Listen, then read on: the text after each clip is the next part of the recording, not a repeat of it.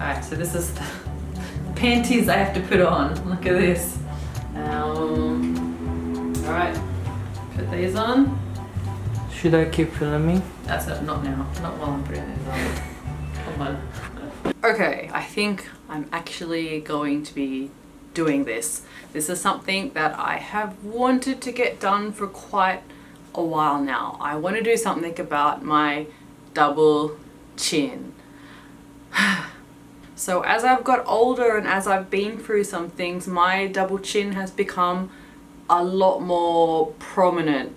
I've always had a very weak chin, but I never used to worry about it the way that I do now. And of course, you know, doing YouTube and being on TV, you see yourself at all these different angles that you can't control, and you realize, oh, I don't like how that looks. Wait a minute, you might be thinking, it doesn't look like she has that much of a double chin there. The YouTube trick of lighting and angle. See, here's some other footage of me. Now, big disclaimer. It's okay if you have a double chin or a weak chin, you don't have to do anything about it. This is just my own personal situation. I have endometriosis and I went through a treatment that was like a forced menopause. It made my skin lose elasticity. Then I went through IVF and the hormones really mess with your body. Your body changes a lot. Then I went through pregnancy, so of course, massive changes. For me, I wanted to feel more like myself again, and GNG Hospital gave me that opportunity. So I've been through that, and then now I look at my chin and I see what my chin looks like and how loose the skin is here. Like feels like it's, you know, I got a lot more fatter here, and even though I've lost a lot of weight post-pregnancy, it just feels like there's loose skin there. For me, I will feel better getting something done. And this is a very minimally invasive procedure and it's quite common, so I don't feel like I'm going in to get like huge changes to me. I just feel like I want to look more how I feel. You know, I've had a baby, I've lost a lot of weight postpartum, and I'm 35 and I can see the effects of that. I don't feel that though. I want to feel like me again. And even though I've always had a weak chin and always had a little bit of a double chin, I'm okay with having a little bit of a double chin, but I don't like my side profile now. And you'll be able to see in photos actually how bad it can get, how much loose skin is around here, and how, for me, what I consider bad, my profile to be. So like I said, you know, I've been on Korean TV, we've had like sort of documentary crews follow us before, and there's probably going to be a lot more of that in the future as well. And I don't know why, but male cameramen always want to do the camera. I don't know if they're trying to be cool or something like that, but they always do the camera like this. And then, so you're like this on national TV. YouTube video, I can make the camera a little bit higher, I can make it, you know, this angle. This is what YouTubers do, we try to find our best angles. But even on YouTube, I will get hate comments all the time. This girl's got so many chins, oh my god, her double chin, that type of thing. Which, you know, I can brush aside. Actually, it doesn't bother me that much. It's actually more the fact that I can do things on mainstream TV and I don't have any control over the way that they film me. I think in Western culture we tend to think of plastic surgery as something that is really invasive, something that changes the whole face, but these days plastic surgery is leaning towards being more about just adjusting a few things so that you feel better in yourself rather than changing completely how you look. I like how I look, I like my face, I just want to have this done and see if it makes me feel better. And I want to show people as well what is involved and if somebody else is thinking about it so they can have more information about it as well. I'm going to the GNG Hospital in Gangnam And so, you know, they cater to foreigners as well, so I can show you the experience as a foreigner in Korea. I live in Korea, but if somebody is visiting to Korea, you know, they might want to know how much downtime there is, what actually happens. I'm going to show you that as well if you're thinking about getting this procedure done, because I'm not really sure how much downtime, how bad things are going to be for how long. And there's not that much information because they say, oh, it depends on the person. But I guess I will be showing you guys like what my experience is. So as it's a surgery, I have to fast beforehand. So from 5 a.m. tomorrow, I can't eat or drink anything. I can't even have chewing gum. I think I'm going to be feeling really nauseous early on. So that's all I know at the moment, fasting and then getting ready for this. I've been fasting, so I don't feel good because I haven't been able to eat or drink anything, and then we came on the subway and the subway was so...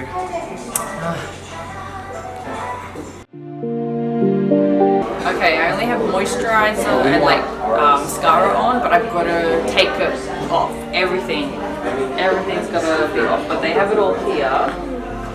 So let's see.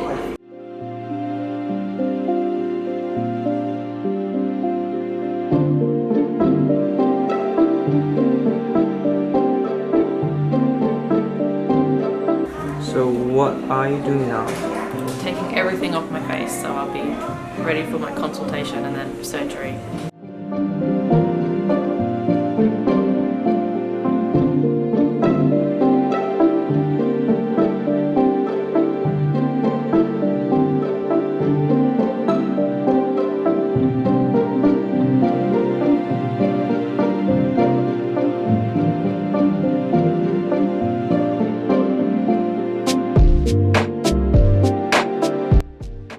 Now it was time for a health check to make sure that I was healthy enough for surgery.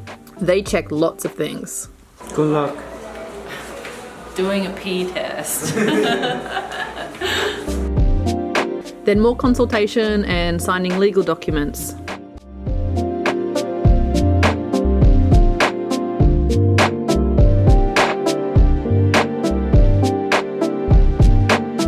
Also, there are English speakers there to help if you need translation. Are you sure? Like I said, they also cater to foreign visitors.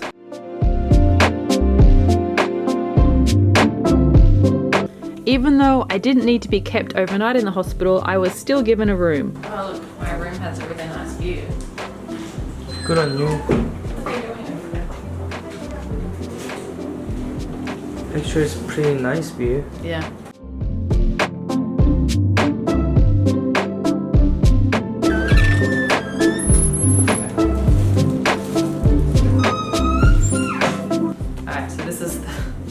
Panties I have to put on. Look at this. Alright, put these on.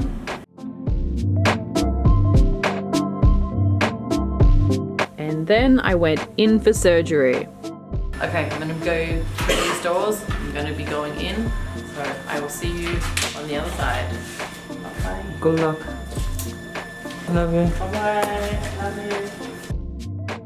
I was sedated, so it just felt like I was having some psychedelic dreams. There was no pain and I wasn't aware of what was happening. Fat was sucked out and then collagen was dispensed for a lifting effect. So it's not just liposuction. Oh no, look at me afterwards. Okay, you can lie down. Can you talk? Painful? My husband actually gasped when he saw me. But actually, I was fine. Just some swelling and I couldn't talk. Do you want me to put on some blanket? Yeah. I'll come back after. Yeah. Here. 감사합니다. 네네.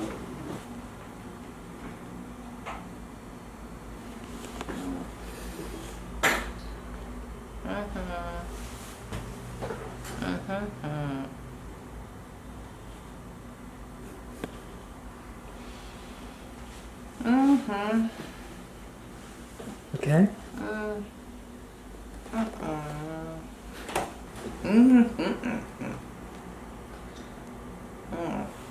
I have no idea. Swelling tends to go down in downward motion. So basically, it'll start from the eyes and then it'll start going down to the chin, and then do you understand what I'm saying? It usually goes down like this. So for the first 2 or 3 days, avoid tilting your head downward, and when you sleep, try to sleep more elevated. So if you can at home, like 2 pillows is usually ideal to keep it over your heart. There's gonna be a difference in bruising for the first month. The swelling may be different depending on the patient. After 5 to 7 days, the severe swelling will have subsided. So after about a week, I think you'll be pretty much good to go with your normal schedules. And this is like the only moment you're gonna have to. Sounds great. Yeah, this.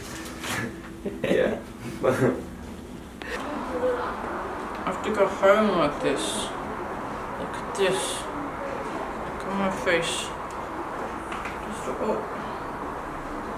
I look like a chipmunk. So swollen. I gotta keep this on like all week. I don't talk anymore.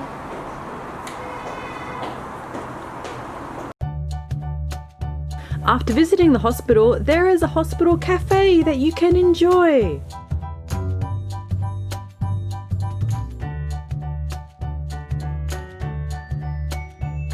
They will also pay for your taxi home.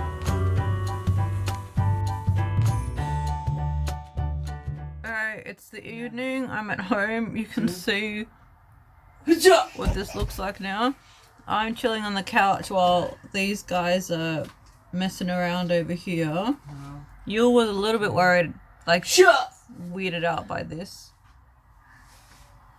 What are you guys doing? Ready? Go.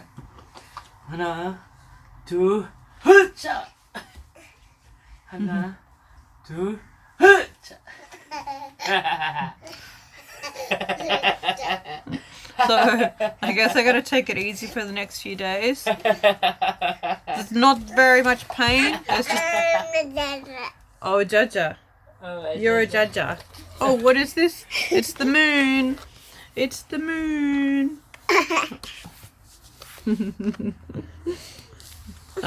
So you're really not that much pain. I'm feeling okay. So I understand why they say it's not what was that? Like, it's not a really big procedure, like the recovery is quite quick, but I probably will have to get tightening done a few months later. So it's just one step on a longer process for me, I think. Okay, it's the day after. This is what it looks like with the brace strap thing taken off, which I supposed to have on most of the time. So I had breakfast, so that's why it's off at the moment. You can see how swollen my face is. It's really hard to tell what anything looks like at the moment. I had to sleep with my head like a little bit elevated, so make sure it's your head is above your heart, and with the strap on, so I shouldn't look down too much, and I shouldn't have any really big facial expressions at the moment. And then so in a few days we go back, and so you can see that there's stitches and tape just here, and then it's all taped down here as well. Pain is really not that bad. Like, I mean, I'm a woman that has endometriosis, but you know, a lot of women are used to a lot of pain. I would just say the pain at the worst was a 6 out of 10. And at the moment it's just like a dull ache, and it hurts to talk and it hurts to sort of chew, but not that bad. I think the scariest moment was just before they put me under, just before they sedated me. That's the scariest moment, and then after that it was okay. Okay, so I've just taken this off because I'm gonna have a cup of tea. Look at this bruising here. Now, I have seen this before whenever people get some type of face plastic surgery. Everyone seems to get these bruises here under their eyes. I don't know why, but it's happened to me. It's very colourful like that. Because I'm still bandaged here and it's still it's a little bit painful, only a little bit. Like, it is hard for me to talk. So I have felt frustrated, like when I'm trying to talk to Hugh, or like, and also when I have this on almost all the time and I can't hear as well, because I don't want to, there's a place you can put your ears through, but because I have stitches at the bottom of my ears, I don't want to pull the ears through and have that rubbing. So I feel like I'm going a little bit deaf, which I'm not really. It just, you know, I feel like I can't speak as well, and then I can't hear as well. So I've been a little bit more irritated just with the healing process and just being stuck inside, of course. And not being able to wash my face properly, like I wipe it over, I can't wash my hair. So trying to look better, but you end up looking more terrible in the process. But I mean, really pain-wise, it's fine. It's just, you know, it's just annoying having this all the time. It's annoying trying to sleep kind of half sitting up. I'm still, because they said they're going to have to do tightening like a few months later. What my biggest worry at the moment is when they take all this off, that I'm just going to have saggy skin there. Like, that's my biggest concern at the moment. But I guess even if it's just a few months of that, they're going to be tightening it later. So in the long run, I guess it will be better. But it's scary having, you know, doing stuff to your face. It's really scary of anybody who's thinking about doing this type of stuff. It's like, just before they, you know, started doing it, I was like, do I want to do this, you know? But now the healing process is not bad. Like, if your biggest worry is the healing process and pain, that's fine. My biggest concern is just I want it to look good. I want it to look better. I'm going to be working on my posture as well, like I said. So just posture and exercise, and then want this area to be better. So I know that second day. Okay. It is Friday morning, so we'll be going to get the stitches out. I'd planned to, like, you know, wear this and then put a mask over like this, so like Korean girl plastic surgery style. But then I realized, like, my ears are going to come out of this here to put this on, and that's just not going to work at all. So I'll just wear this until I take the stitches off, and then, like, I have meetings to go to and stuff to do, and I'm going to have to wear a mask like this. I'll see whether I can put makeup on to cover this horrific bruise. You see how still swollen it is here? But overall, a lot of it has gone down. So it's still, you know, still kind of swollen here, but I don't know, it feels better. So yeah, going down to Gangnam to go to the hospital. This morning, Yule's just gone to daycare, and so I guess they'll take this off, and then I'll take the stitches off, and my biggest worry is it's just going to be like saggy, old woman saggy. Hopefully it's not. Okay, we're back at the hospital. It is very Gangnam, like there's Lamborghinis just over here. So I don't feel that uncomfortable, like, because there's always people with plastic surgery type stuff in Gangnam. I'd be more uncomfortable in our area of Seoul, but okay, let's go. I was put into the oxygen chamber before the stitches came out. Actually, right after having the initial surgery, I was put in one of these too, but my husband was off having lunch and didn't film me in it.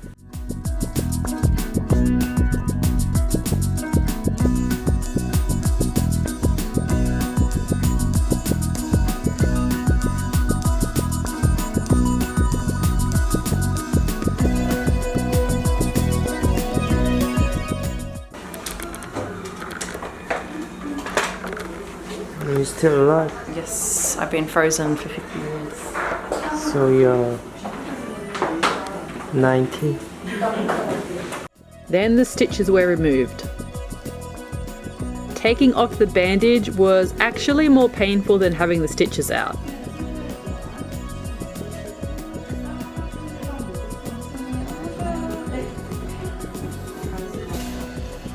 Pretty. How do you feel?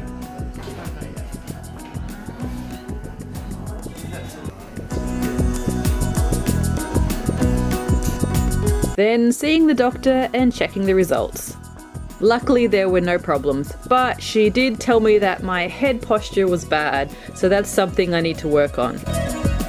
So I got stitches taken out this morning, and we had to go to meetings with a mask on and that type of thing. But home, I'm already so happy with this. Like the swelling's got to go down, but just being able to feel like my jawline here, and then when I look at the side profile, like before that was just like saggy skin there. And I'm so amazed at how good it looks. Besides from these, like just ignore this weird bruising here. For some reason it bruises up here. And they're still going to do, in a month or two, they'll just do, you know, some tightening. I was so worried that I was just going to have this like saggy old lady skin because they'd taken so much fat out of my face. But like it's not like that at all. So it's been 1 week since I had the surgery. So these are going away, but you can see how strong. It's so weird because they don't do anything up there, but you get bruising up there. I have bruising on my neck, you can see here. And you can see bruising here. So I should be wearing the thing most of the time. But I've just got to go out, do some grocery shopping, so I'm going to put makeup on and try to cover up this. My face is still swollen, but I'm still, look at this, I have a chin. I'm still very, very happy with the results. And my friend who's also had this done said that within a month it tightens up even more, like it sort of snaps up. And so that's a week later. So I would say at least a week of like downtime where you don't want to go out. And then I still got to wear the thing for another week. So I would say feel like 2 weeks of sort of like downtime, and then it will look even better in 1 month. And then they said 6 months is when it you know really you can see really great results. But I'm already so overwhelmingly happy with the results, and for something that is actually not that invasive, I'm just amazed. So that is my update. It's about a week and a half since I had this done. I still have some broken blood vessels there, I guess. Still some bruising a little bit here, and then here you can see. It's so weird where you bruise, because like I know where they went in and sucked out fat, but bruising here and here is the worst. But where they actually did it was behind the ears, here, here, and I think down here. I don't know if there's at least one place down here that they did it. But then you get bruises here and here. But I'm still really happy with it. I haven't done this type of hairstyle in a while, because when my face started to get like that, especially after being forced through the menopause treatment that I had, like being forced to have sort of like menopause to treat endometriosis, going through IVF, and that it just it's like I didn't have a chin anymore, and it just went straight down to here. And when I was younger, I used to always love doing hairstyles like this, but then I felt like I couldn't do it anymore because my profile would just be like just so much like fat here. And this isn't even, you know, the finished product. I'm still going to be getting tightening, and apparently after 1 month you really see like the real difference, but I'm just already so happy with it. Okay, so I have makeup on now, so you can see it can't completely cover that's so dark there, and I tried to cover here a little bit, but I didn't want to be too obvious. So that's what my face looks like post surgery with makeup on, but there's still swelling, it's still like sore, still tender here, and haven't had tightening yet. But that's what it looks like a week and a half later, for those that are wanting to get this done and wondering how they're gonna sort of fit it into their schedule. So I still have a little bit of bruising here and like bruising here, but looking much better. Heading back for another checkup. Hello. Just waiting for my consultation.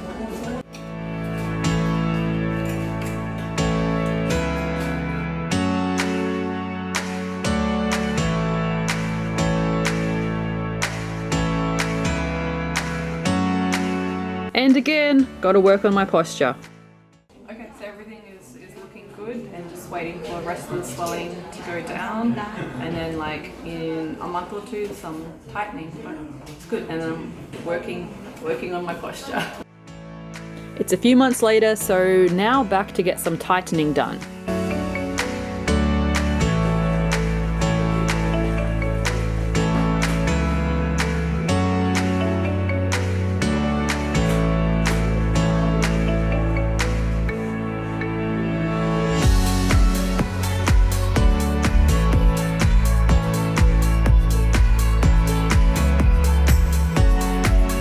The doctor checks me again, and she warns that the laser can be painful. They do numb the face first though.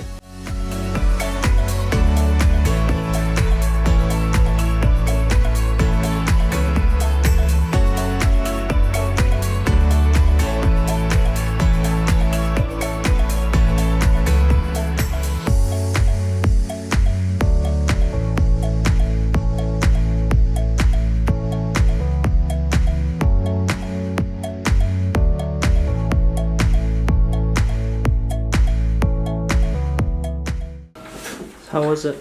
It's okay. It wasn't the worst. What was that for? This is for, I guess, people that get really, really like, "Argh," when the pain's too bad. Like to do that. Maybe I need that one. Yeah, I didn't really need it that much. It's okay. Okay, let's go to next one. Okay. And now, several months later, for the final checkup.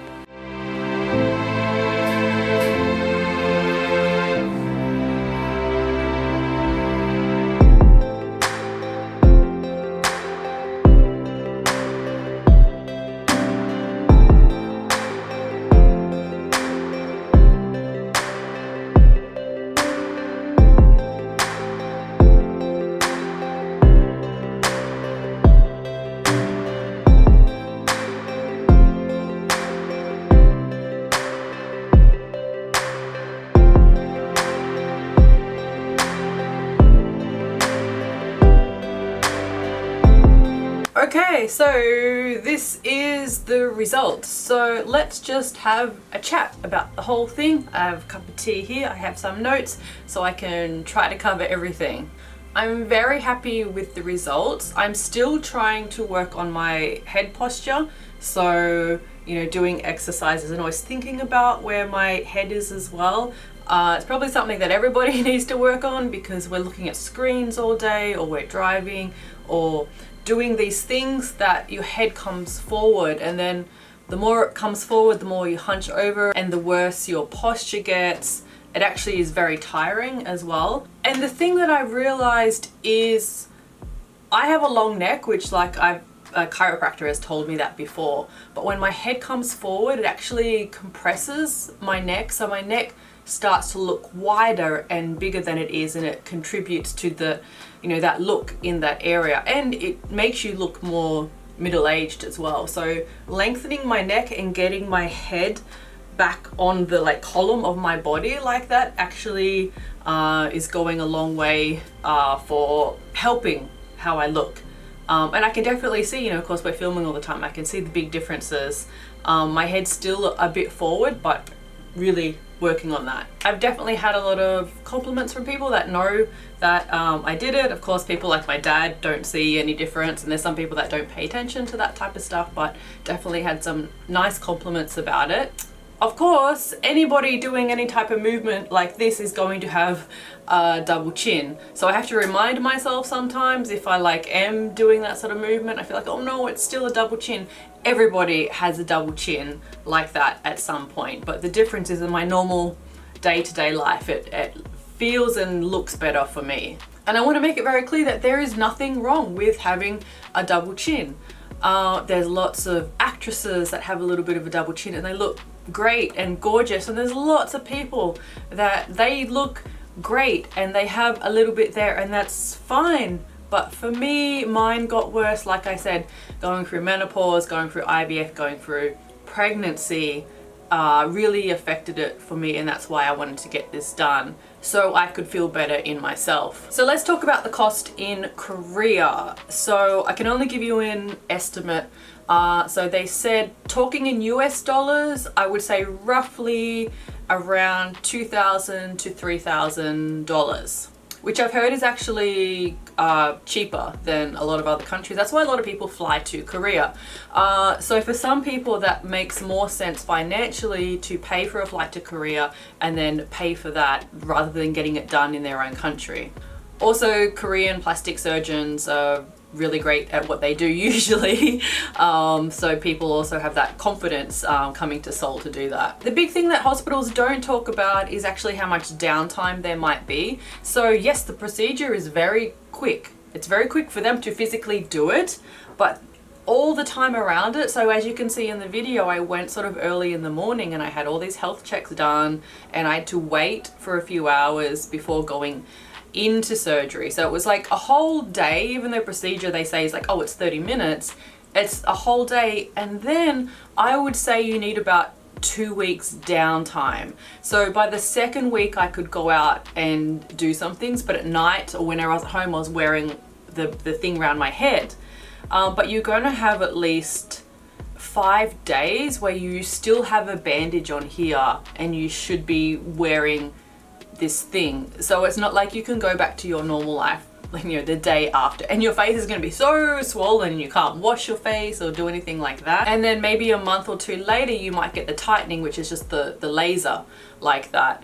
So that is something to think about. If you're coming to Korea to get this done, you probably need at least 2 weeks just with the sort of recovery, and then have a final checkup and then go back to your own country. And if you are wanting laser stuff, maybe you can get it in your own country, or maybe you can come back, because you can get it, you know, several months later if you need more tightening like that. So pain, people of course are wondering how painful it is. It's not very painful. Like on a scale of things that can really hurt, it's not very painful. The only real pain you feel is sort of right afterwards, and that's not too bad. You're just gonna have, you know, a sort of a feeling, like a bit of pain there. What was painful for me is when my toddler would whack me in the face and I'd be like, oh, ow. You get a little bit of tingling and that type of thing.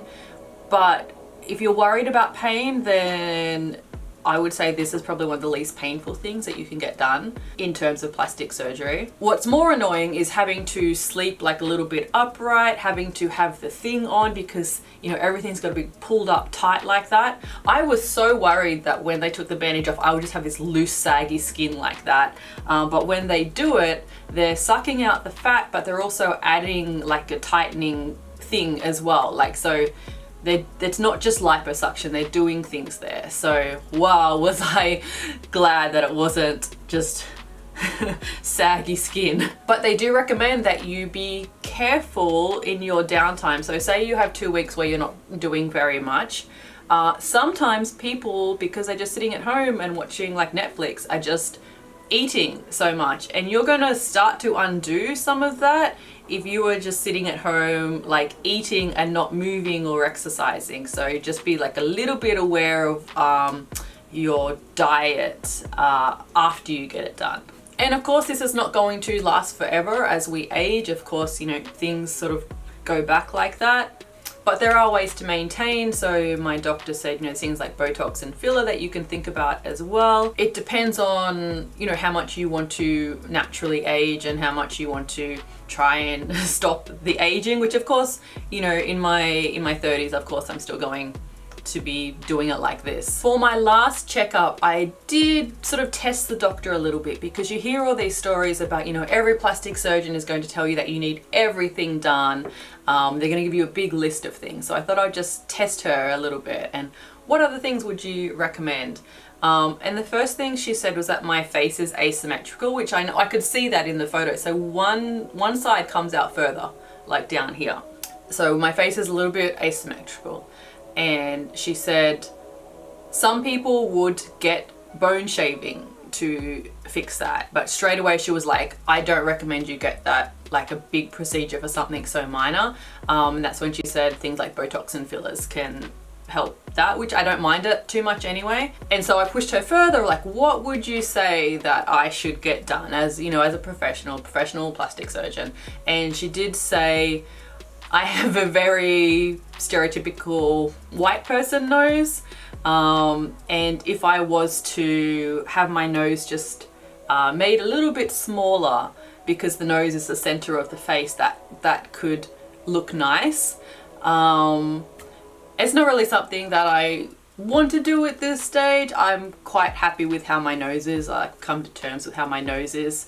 And it's subjective of what, you know, terms of beauty and that type of thing, but that was it. So she didn't have a big list of things like you should do this and this and then this and this. She was very nice. Also, there's no need for me to get something like the bone shaving here unless I was like a K-pop star. I could understand a K-pop star going in and getting the bone shaving on one side, but that is what they say is the most painful thing to get done. So I'm just like, nope on that. So GNG Hospital were very, very nice, and I was very impressed with how nice all the staff were, and, you know, letting me know what was happening, and just the care was there. So I do really recommend them. Of course, they offered this surgery for free for me, but they also said be as honest as I want to be and criticize anything if I wanted to be. But overall, I was very happy with the result. You do have to be careful about hospitals in Seoul. And it is the plastic surgery capital of the world, and so of course there's going to be some not great, dodgy hospitals around. So there may be places offering a lower price for something like this, and I have heard that some places will just do like a local anesthetic and then do all that. Like, you do not want to be awake for this procedure because they're sucking the fat out, right? Like you're literally on like an operating bed. So for me, I was sedated, so I was up in La La Land and had no idea what was happening. It was just like having a nice psychedelic dreams. You don't want to be somewhere where you're like awake like that. So please be careful when you are choosing a place. Make sure that you feel comfortable and they are doing things the right way. So a quick note on plastic surgery in general, whatever your thoughts are. I think in Western countries we tend to think of things that are like really, really, you know, invasive big things that people get done, but a lot of the time it's little things like this that just make a small difference, but it makes people feel better about themselves. And I also think there's a really big difference between someone in their 30s and 40s or older getting things like this, where it's just a little bit of tightening, it's a little bit of lifting, compared to young people, you know, in their teens or early 20s that want their whole face changed. They want to be a completely different person. I think that is where there is more of a issue, that sometimes people maybe need to work on other areas of their life before paying a lot of money to change completely how they look. I think it's fine when people are just like, oh, I just don't like my ears like this, or I just want to get a nose job, and like that's the thing. They're one sort of complex and then they're fine. I think the problem is when people feel like they have to continually get multiple surgeries because they have some idea in their head of how they think they should look, but it's quite impossible to achieve that. That was also the thing about this hospital, is they don't do the Photoshop before things as well, because that is unrealistic. They can't use surgery to make your face exactly how it would look in a Photoshopped picture, so they don't do that. So after I had this done, I did post on my Instagram stories and on Twitter a little bit, and I actually had some trans guys ask me about it because they were interested in it. And I think this is actually something that is really great for people that are transitioning. For trans guys that do want to remove a bit of softness around their face and they're going to feel better within themselves and about themselves, I would definitely recommend something like this. So what about if you can't afford something like this? I do have a bit of advice. This is what I would do if there was no way that I could get this surgery done. The first thing is weight loss. So I lost a lot of postpartum weight, but it still didn't really help that much. So weight loss is only applicable if it is actually going to help that area. But for somebody like me, after going through like a forced menopause and IVF, that wasn't going to help my skin elasticity there. And of course, with losing weight, you do maybe have some looser skin there. So it's not something that like, oh, just losing weight is going to get rid of a double chin. But for some people that maybe they feel like they've put on a little bit of weight and they want to get back to a healthy lifestyle, then possibly that could help. But of course, talking about weight loss, be safe, be healthy. don't feel like you just need to lose lots of weight to fit into society's beauty standards, nothing like that. Just healthier lifestyle may help with that. Now, the big thing to work on is actually your posture. We all know that we have to work on our posture, right? But it's not just a matter of like just, oh, standing up straight or putting your shoulders. When your posture has already been compromised, like for me, I'm an artist, I edit, I work at a computer, so my posture ends up like this. And being a mom, okay, pregnancy pulls you down, and then being a mom, you're always, your arms are wrapped around your child, you're holding your child. It affects your posture so much because you feel like you're over like this all the time. And you can't fix that by just thinking, oh, I'll just stand up straighter, because the muscles have changed so much. So I actually got a thing like this which goes over your shoulders and comes around here, and it puts your shoulders back like this. And this then also helps a bit with the head posture because you're starting to think about it, and you wear it about 20 minutes a day. This is one from a brand called Berlin and Daughter, and I really like this one, so I do recommend this one. There can be a lot of sort of cheap ones on Amazon that dig into shoulders and that, but this one is actually really great. Like, I feel it. Like, you have to physically either be doing exercises every day to move the muscles and the bone back into place, or in combination with that, have something that physically does as well. Because once your posture is hunched over like this, you can't feel what it's like. You can't just, and people tend to then just sort of put their head up like that, which is what I would do. And it's not, that doesn't actually help. It's moving everything back into the natural position. I'm also working on my skin as well. Of course, you know, going through IVF and pregnancy, I couldn't do anything that intrusive to my skin, but I've been getting some lumps and bumps removed, and I want to get rid of a lot of redness and pigmentation. So that's helping with my overall look as well. But if I have another, you know, round of IVF and I have another pregnancy, I'm pretty sure that this problem is going to come back again for me.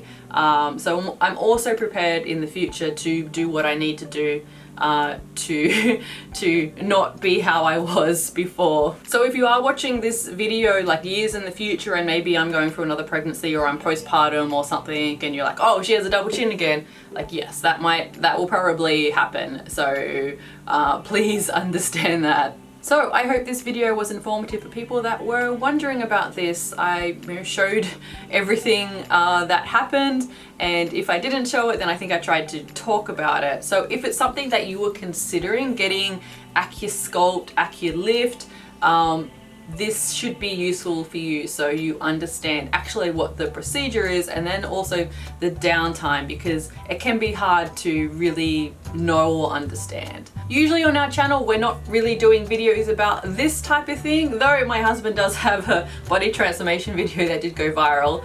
I don't think this one's going to go viral like his. But usually we're talking about being an intercultural couple, being Australian, being Korean, and living in Seoul, South Korea, and cultural differences, and living an intercultural life. So if that interests you, please subscribe to our channel, and you can check out our social media. And occasionally these days I still have the comics on the blog as well. Okay, bye bye.